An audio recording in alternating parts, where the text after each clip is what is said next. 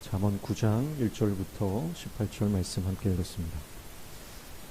9장은요, 두 가지 초대가 나와요.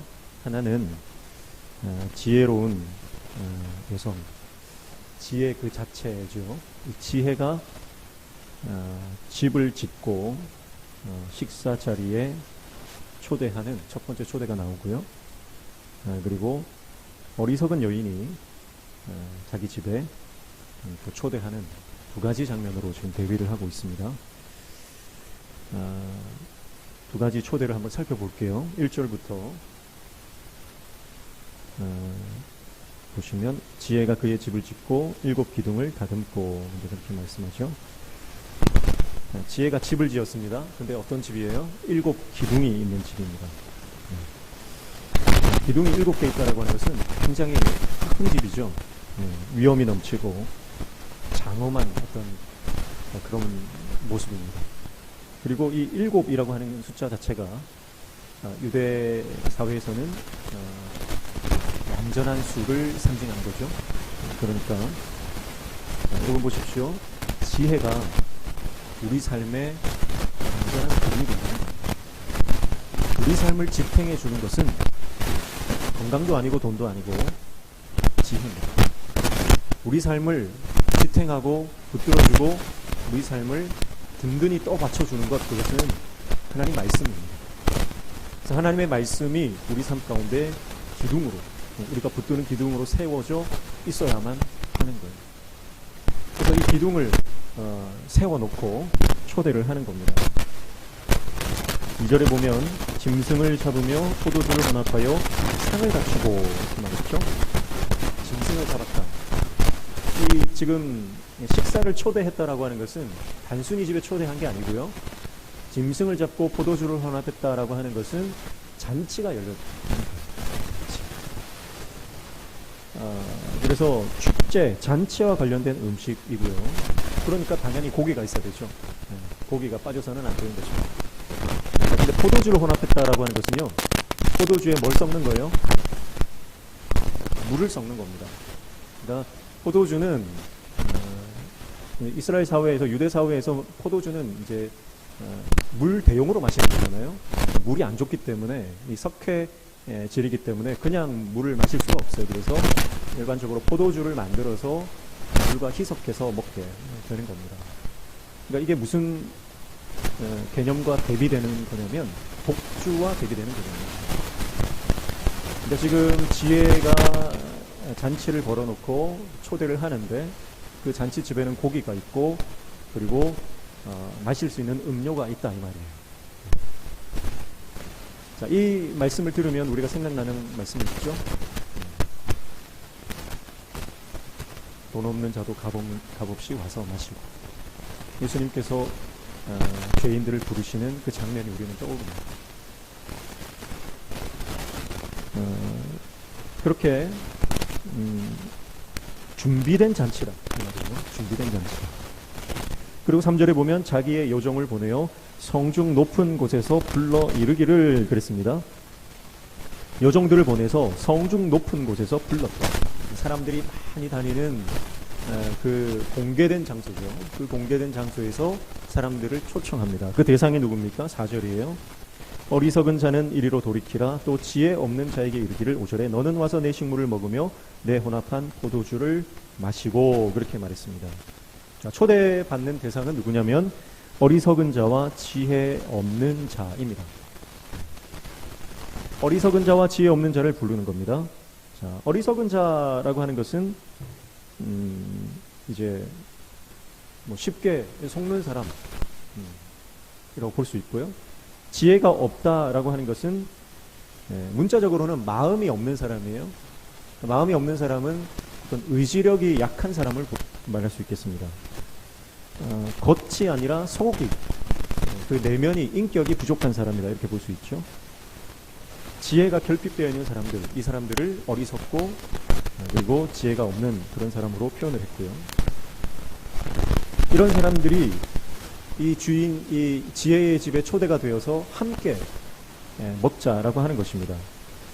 이것은 연합이죠. 지혜와 연합하자라는 것입니다. 지혜가 초대를 하고 있어요. 자, 지혜와 연합을 하면 어떤 일이 일어납니까?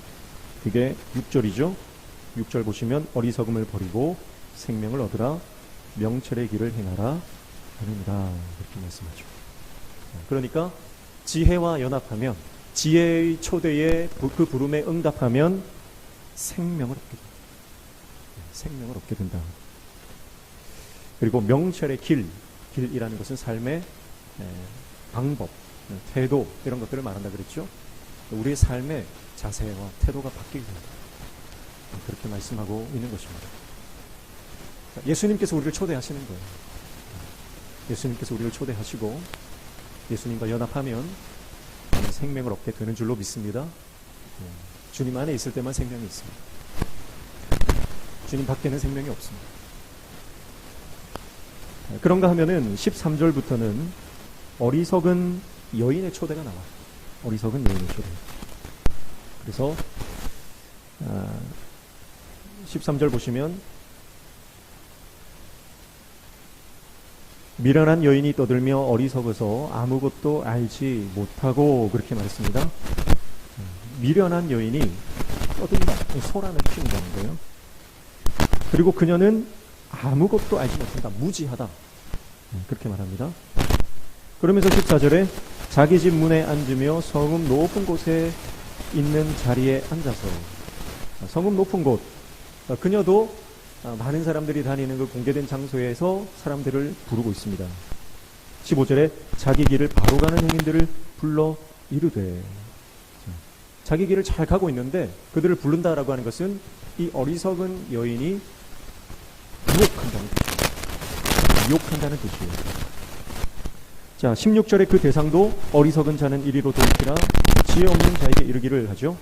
동일하게 그 대상이 어리석은 자, 지혜 없는 자입니다. 그러면서 뭘 가르치냐면요. 17절에 도둑질한 물이 달고 몰래 먹는 떡이 맛있다 하는도다. 자, 여러분 기껏 초대를 해서 갔더니 지혜가 초대했을 때 가면 거기에 뭐가 있습니까? 진수성찬이 마련되어 있어요. 거기는 생명이 있어요. 거기에는 명철이 있어요. 거기에는 잘 준비된 고기와 혼합된 음료들, 포도주가 있다는 거예요. 그런데 이 여인이 초대해서 가면 막상 가면 뭐가 있어요? 아무것도 없어요. 그러면서 도둑질한 물이 달다. 몰래 먹는 떡이 맛있다. 그렇게 말만 떠드는 거예요. 그러면서 뭔가 있을 것처럼 사람을 불렀지만 실상은 아무것도 없는 것. 그게 어리석은 자의 집이라는 거예요. 어리석은 여인의 집이라는 거예요. 오히려 그녀는 도둑질한 물이 달콤하다. 몰래 먹는 떡, 몰래 먹는 빵이 맛있다. 그렇게 말하면서 자신이 가지고 있는 어리석은 생각, 악한 생각을 전합니다. 그러니까 그는 진짜 먹을 양식과 생명의 지혜들을 제공해 주는 것이 아니라 아무것도 제공해 주는 게 없고요. 실제적으로 얻는 게 없고 오히려 악한 것들이 전염되게 된다.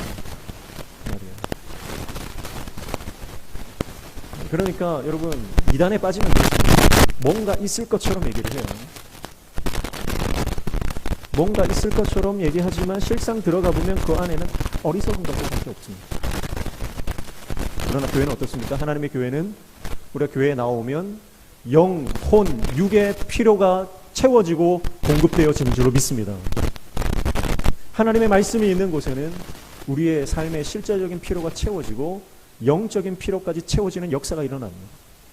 그래서 복음이라고 하는 것은요, 양손에 뭘 들고 가는 거예요? 양손에 한 손에는 복음과 한 손에는 빵을 들고 가는 거예요. 그래서 우리가 전도를 나갈 때 전도를 그냥 이제 전도지만 들고 나가는 게 아니라 꼭 필요한 어떤 그런 생필품 이런 걸 들고 나가잖아요. 요즘은 이제 제일 잘 나가는 게 물티슈 아닙니까? 그렇죠? 근데 얘 물티슈 많이 써도 되나 사실 그런 생각을 합니다. 옛날에는 다 기저귀도 요즘에 다 종이 기저귀 일회용인데 사실 그 쓰레기 문제가 사실은 이게 어마어마한데요. 물티슈를 예전에는 다 빨아서 쓰고 그렇게 했는데 요즘에는 그렇게 못하죠. 너무 사는 게 바쁘고 시간이 쫓기다 보니까 이렇게 하는 게 불가능합니다. 그래서 어쨌든 지금 물티슈가 나가는데요. 물티슈보다 더 좋은 게 없을까 고민을 좀 많이 해보는데요. 아이디어가 있으면 좀 이렇게 주시면 좋을 것 같아요. 사실 물티슈는 이게 사실은 쓰레기가 너무 많이 나와요. 어쨌든 물티슈라든지 사탕이라든지 요즘에는 뭐 오늘 식사하시고 우리 장로님께서 말씀하셨지만 커피도 못 주는 거예요. 요즘에 뭐 이렇게 이상한 무슨 약을 타가지고 그런 일들이 너무 많으니까 사실 사탕 하나 주는 것도 힘들고 그런 겁니다. 그래도 교회에서 나와서 주면 좀 믿고 받아주는 거예요. 그렇죠? 네. 근데 뭐 막 함부로 막 이렇게 누가 막 나눠주는 거 요즘에는 잘 믿고 받기가 힘든 그런 시대입니다. 어쨌든 여러분 우리가 교회에 나오면 그래도 교회에 나오면 영혼의 필요가 채워지고 우리 삶의 실제적인 부분들도 하나님께서 채우시는 그런 공급의 역사가 일어난다는 거예요. 근데 미련한 여인의 집에 초대되어서 가면요 영혼 육이 그야말로 탈탈 털리는 거예요.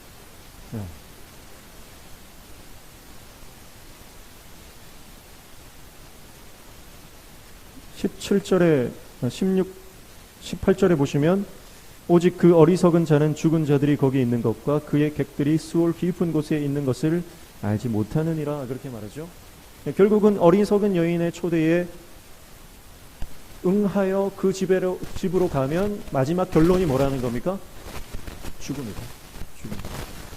지혜의 초대에 부름을 응해서 그 집에 초대가 되어 가면 생명을 얻지만 어리석은 여인의 집에 초대되어 가면은 결국은 죽음으로 이르게 된다라고 하는 것을 말씀을 하고 있어요. 그러니까 지금 이 지혜의 초대와 그리고 어리석은 여인의 초대를 대비시키고 있습니다. 그러면서 7절부터 12절에는요 지혜의 핵심, 잠언의 핵심 주제를 한 번 더 그 가운데 놓고 강조를 하고 있습니다. 그러니까 약간 이런 이미지 같아요. 보세요. 10절 보세요. 여호와를 경외하는 것이 지혜의 근본이요 거룩하신 자를 아는 것이 명철이니라 그랬죠. 이거는 잠언의 주제예요. 잠언의 핵심 구절이에요. 그러니까 지금 이 구조를 보면 9장의 구조를 보면 첫 번째는 지혜 여인의 초대, 그리고 그 반대편에는 어리석은 여인의 초대를 놔두고요. 그 중간에 뭘 두고 있어요?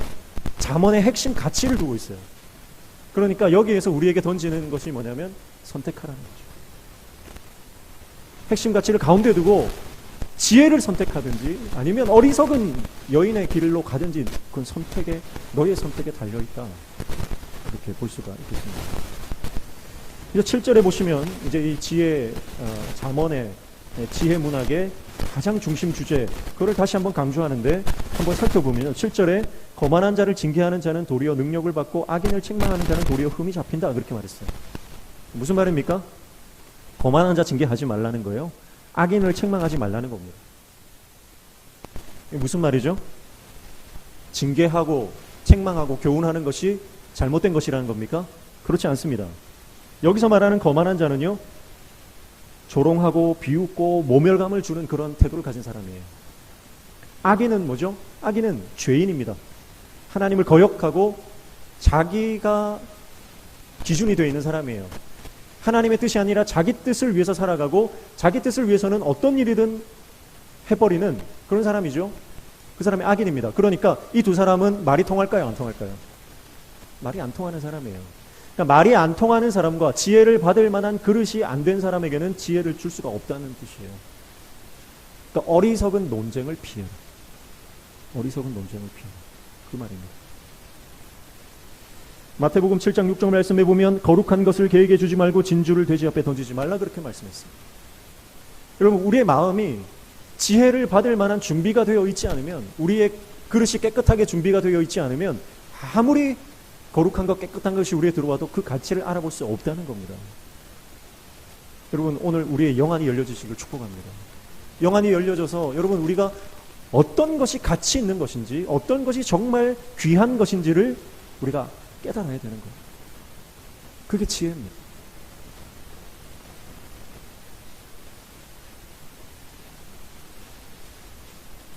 비가 오나 보네. 8절에 보면 거만한 자를 책망하지 말라. 그가 너를 미워할까 두려우니라. 지혜 있는 자를 책망하라. 그가 너를 사랑하리라. 그렇게 말씀하죠. 자, 보세요. 책망 자체가 잘못된 게 아니라는 거예요. 거만한 자는 책망하지 마라. 말이 안 통한다. 여러분, 말이 안 통하는 사람과 말하는 게 제일 괴로운 거예요.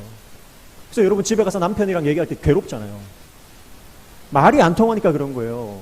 여러분, 말이 통해야, 소통이 돼야 그게 행복한 거거든요.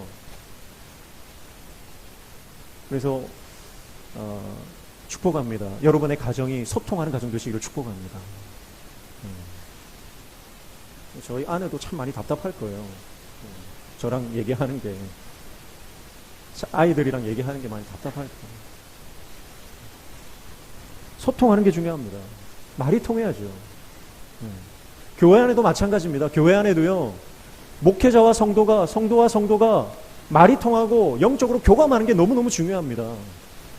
오늘 우리가 아침에 봤지만 여러분, 우리가 주님 안에서 연합해야 됩니다. 연합하려면 소통해야 되는 거예요. 소통하려면 영적으로 뭐가 맞아야 돼요? 코드가 맞아야 돼요. 채널이 맞아야 되는 거예요. 여러분, 라디오가 있으면 뭐합니까? 라디오가 아무리 비싼 라디오가 있어도요, 채널 주파수가 맞아야만 방송이 들리는 거예요. 여러분, 오늘 저와 여러분의 영적 주파수가 일치되는 역사가 있기를 축복합니다. 영적인 주파수가 일치가 되어야 돼요. 예전에 한번 말씀드렸죠. 제가 기도원에 갔더니 어떤 여자분이 막 손가락을 막 돌리는 거예요. 뭐 합니까? 막 끝나고 나서 물어보니까 뭐라고 했어요? 안테나 돌린다는 거예요. 하나님과 주파수, 성령의 주파수 맞춘다고 막. 무섭더라고요. 성령의 안테나, 주파수를 맞춘다고. 그 얼마나 간절하면 막 그렇게 손가락으로 그렇게 했겠어요. 오늘 저와 여러분의 영적인 주파수가 하나님과 막 일치가 되고, 또 우리 공동체 안에 주파수가 일치가 되는 역사가 일어나기를 축복합니다. 소통되는 게 행복이에요. 말이 안 통하는 사람에게는요, 사실 말하지 말라는 거예요. 그게 지혜롭다는 거죠. 근데 책망 자체가 틀린 게 아니고요, 그러나 이 책망을 누구에게 해라는 거예요? 지혜 있는 자를 책망하라. 그가 너를 사랑하리라. 그러니까 교훈을 받을 만한 사람에게 그 교훈을 주면요, 그가 성장합니다. 성장해요. 그가 영적으로 자랍니다. 인격이 성숙합니다. 그러니까 나중에 아는 거예요. 저분이 나에게 이렇게 한마디 해주신 게 나에게 참 영양분이 되었고, 참 나에게 좋은 이 양분이 되었구나라고 하는 것을 깨닫죠. 그러니까 존경할 수밖에 없고 사랑할 수밖에 없는 거예요. 중요한 건 뭐예요? 들을 귀 있는 자에게 하는 거. 이게 참 중요한 거예요. 9절에 지혜 있는 자에게 교훈을 더하라. 그가 더욱 지혜로워질 것이요 의로운 사람을 가르치라. 그의 학식이 있습니다. 그래서 교훈과 가르침은 그것을 받을 만한 자에게 더욱더 큰 지혜와 학식으로 연결된다라고 하는 것을 말씀하고 있습니다. 자, 여러분, 반대로 말하면요, 오늘 저와 여러분이 배울 준비가 되어 있는가, 누군가의 말을 들을 준비가 되어 있는가를 우리가 항상 점검해야 됩니다. 귀를 닫고 있으면 안 돼요. 입은 하나고 귀는 두 개인 이유는 말은 줄이고 많이 들으라는 거죠. 그래서 많이 듣고 배우고 받아들이고 수용하고 인정할 줄 아는 것, 그게 지혜입니다.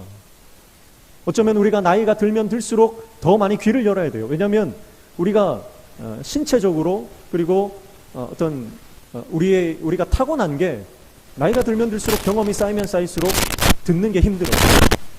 말하는 건 쉽고요, 듣는 건 힘듭니다. 그렇기 때문에 의지적으로 내가 더 듣고 배우려고 노력을 해야 하는 것이죠. 자기 지혜와 지식의 한계를 인정하는 사람은 듣습니다. 내가 아는 게 최고다 이렇게 말하는 사람은요, 잘 듣지를 못해요. 책 한 권 읽은 사람이 무섭다고, 여러분, 자기가 아는 것이 얼마나 편협한지 모르면 다른 사람의 말을 듣지 않습니다. 오늘 저와 여러분이 하나님의 말씀에 늘 마음이 열려있기를 축복합니다. 그리고 어떤 사람이든지 내가 배울 것이 있다는 자세로 늘 열린 마음으로 학생의 위치에 내려갈 수 있는 저와 여러분 되시길 축복합니다. 그래서 어디를 가든지. 다보스 포럼 이런 데는요, 전 세계 석학들이 모이는데 참가비가 수천만 원이에요. 참가비가. 왜 수천만 원을 내고 그 포럼에 참가합니까? 나보다 더 대가가 있다는 것을 인정하기 때문에 그래요. 그 대가의 한마디, 그 강연, 그 10분의 강연, 그 세미나를 듣기 위해서 시간과 재정을 들여서 가는 거예요. 학생이 되는 거예요. 거기 가는 사람들이 사실은 다 유명한 석학들이 그 자리에 가죠. 그러나 배우기 위해서 가는 겁니다. 겸손한 자만 배울 수 있어요. 겸손한 자만이 열린 마음으로 배울 수 있어요. 오늘 저와 여러분이 하나님 말씀 앞에 겸손한 하나님의 종 되시기를 축복합니다. 그러면서 결론이에요. 10절에 여호와를 경외하는 것이 지혜의 근본이요 거룩하신 자를 아는 것이 명철이라 그렇게 말씀하죠. 잠언의 중심 주제입니다. 1장 7절에도 동일하게 말씀하고 있어요. 여러분, 여호와를 두려워하는 것, 그것은 하나님은 거룩하신 분이다라고 하는 것을 아는 겁니다. 하나님이 얼마나 거룩하신지 그 거룩하심과 그의 초월성과 그의 선제성과 그의 능력을 아는 사람만이 그를 두려워할 수 있습니다. 그것은 곧 나를 어떻게 인식하느냐에 따라 달린 거예요. 하나님이 어떤 분이신지를 알고 내 자신의 한계성을 인정할 때 우리는 하나님을 두려워할 수 있습니다. 여호와를 두려워하는 저와 여러분들 지금 축복합니다. 문제를 두려워하지 마십시오. 사람을 두려워하지 마십시오. 상황과 형편, 환경에서 주눅들어 절망에 빠지지 마십시오. 우리가 두려워해야 할 대상은 오직 하나님 한 분이십니다. 11절에 나 지혜로 말미암아 내 날이 많아질 것이요 내 생명의 해가 내게 더하리라. 자, 이 지혜를 받은 사람, 그 사람은 지혜로 말미암아 내 날이 더 많아질 것이다 이렇게 말씀해요. 생명의 해가 더 길어진다 이렇게 말씀하죠. 자, 이 말은 단순히 장수한다, 오래 산다는 말이 아닙니다. 지혜로 말미암아니까요, 하루하루 지혜와 동행하는 삶이 이어진다는 뜻이에요. 주님과 동행하는, 예수 동행의 삶이 이어질 때 우리 삶은 하루하루 순간순간이 의미 있고 가치 있어지는 줄로 믿습니다. 우리가 아무리 세상적으로 잘 나가도요, 주님이 없으면 우리 인생은 허무한 것입니다. 우리 인생은 허무한 것입니다. 아무리 학식이 많아도, 지난번 말씀드렸지만 아무리 철학을 많이 배우고 아무리 우리가 학문을 많이 닦아도요, 하나님 없이, 말씀 없이 가면 결론이 뭐라고 했어요? 신은 죽었다. 결론이 신은 죽었다가 되는 거예요. 그러나 우리가 믿음으로 주님과 동행하면 우리의 배움과 우리의 모든 이 지식을 습득하니 하나님 경외함을 이어질 줄로 믿습니다. 그래서 교회를 아무리 평생 다녀도요, 하나님을 경외하지 않는 사람이 있어요. 평생 교회를 다녀도 하나님 두려운지 모르는 사람이 있어요. 그러나 오늘 예수를 믿어도요, 내가 먼지와 같구나. 내가 먼지와 같구나. 정말 하나님이 나를 한번 후 보시면 날아가서 흔적도 찾을 수 없는 그런 존재구나. 그 은혜가 임해야 그걸 깨닫게 됩니다. 그래서 찬송가에 이 벌레보다 못한 나를 구원하셨다는 그 고백이 있잖아요. 벌레보다 못한 나를 왜 구원하셨나? 근데 은혜가 없으면 이게 이해가 안 되는 거예요. 실제로 저는 그런 분을 봤거든요. 이거 가사가 틀렸다는 거예요. 아무리 그래도 그렇지 사람이 벌레보다 못하냐고, 이 가사 틀렸다. 그 찬양 안 부르시는 분들이 실제로 있더라고요. 그러나 은혜가 임하면 하나님이 얼마나 크신 분인지가 깨달아지면 나는 정말 벌레보다 못한 존재구나. 여러분, 이것은 시적인 표현이에요. 시적인 표현. 그만큼 내가 하나님 앞에서 예수님 없이는 무가치한 존재가 되었구나. 그것을 깨닫는 것입니다. 그러나 예수님 때문에 우리는 예수님과 같은 그 예수님의 가치로 우리는 하나님 보신다는 거예요. 그게 은혜 아닙니까? 그러니까 내가 더 낮아지고 내가 더 무가치해지면 하나님의 은혜가 더 크게 우리에게 다가오는 것입니다. 12절에 내가 만일 지혜로우면 그 지혜가 내게 유익할 것이나 내가 만일 거만하면 너 홀로 해를 당하리라. 그렇게 말씀하죠. 이 지혜를 붙잡으면요, 지혜가 내게 유익할 것이다. 지혜가 우리와 늘 함께 하신다는 거예요. 함께 하면서 우리의 삶을 유익하게, 가치 있게, 의미 있게 만들어 주신다는 겁니다. 그러나 이 지혜를 떠나면, 거만하면 너 홀로 해를 당하리라. 우리 인생 가운데 나 혼자 쓸쓸히 외롭게 걸어가는 길이 되어버린다라고 하는 것입니다. 사랑하는 성도 여러분, 주님과 함께하는 것이 복인 줄로 믿습니다. 그래서 날마다 주님과 동행하고 말씀 붙들고 살아가는 인생이 되시기를 축복합니다. 인생은 누구와 함께하느냐가 가장 중요합니다. 여행도 그렇죠. 어디를 가느냐, 어느 관광지를 돌아보느냐, 그것도 좋지만 더 중요한 것은 멤버가 누구냐는 거예요. 그렇죠? 누구와 같이 가느냐. 그래서 정말 친하고 찐한 사이끼리 가면은요, 여러분 방구석에서 얘기만 해도 기쁜 거예요. 그러나 아무리 멋진 경치를 봐도요, 불편한 사람이 옆에 있으면 그 경치가 보이지 않는 거. 빨리 집에 가고 싶은. 오늘 우리 명신교회 공동체가요, 그런 행복한 공동체가 되기를 축복합니다. 그래서 우리 성도들이 함께하는 이 시간들이 너무 행복해서 천국으로 가는 우리가 여정 아닙니까? 지금 우리는 함께 이제 천국으로, 영적 가나안을 향해서, 여러분 우리는 한 걸음 한 걸음 이 광야의 삶을 행진하는 그 과정입니다. 그러나 그 광야 같은 인생이라도 우리가 주님과 함께, 그리고 사랑하는 성도들과 함께 삶을 나누고 함께 울고 웃으며 함께 기도하며 나아가는 그 길은요, 외롭지 않은 길이에요. 외롭지가 않습니다. 그러나 주님을 떠나면, 그 마음에 예수님을 거절하면 아무리 화려한 길을 걸어도요, 그 길은 외롭고 슬프고 쓸쓸한 길. 사랑하는 성도 여러분, 오늘 저와 여러분이 믿음의 손을 붙잡고 함께 주님의 길을 걷는 이 천국 여정을 완주할 수 있는 저와 여러분 되시기를 축복합니다. 우리 안에 예수 그리스도가 살아계시고 성령께서 역사하시고 하나님 아버지께서 우리의 예배를 받으시는 그 놀라운 생명의 공동체로 이렇게 성장해가는 귀한 은혜가 있기를 축복합니다. 저는 이번 주에 한 뉴스를 보면서 마음이 참 따뜻해지는 경험을 했는데요. 아마 많은 분들이 보셨을 겁니다. 전주시의 한 과일 가게 부부가 자기들의 건물에 중간에 통로를 뚫어가지고요, 그 통로를 아이들이 사용할 수 있는 통학로로 만들었습니다. 꽤 넓은 그 건물의 공간을 아이들 통학로로 내준 거예요. 그 통학로가 없으면 아이들이 차가 다니는 그 위험한 길에 노출될 수 있다는 그 생각 때문에 기꺼이 자기의 건물을 뚫어서 아이들에게 통학로를 내어주는 그 뉴스를 보면서 저뿐만 아니라 많은 사람들이 마음이 따뜻해지고, 아, 저분들이 정말 어른이구나 라고 하는 얘기를 많이 했습니다.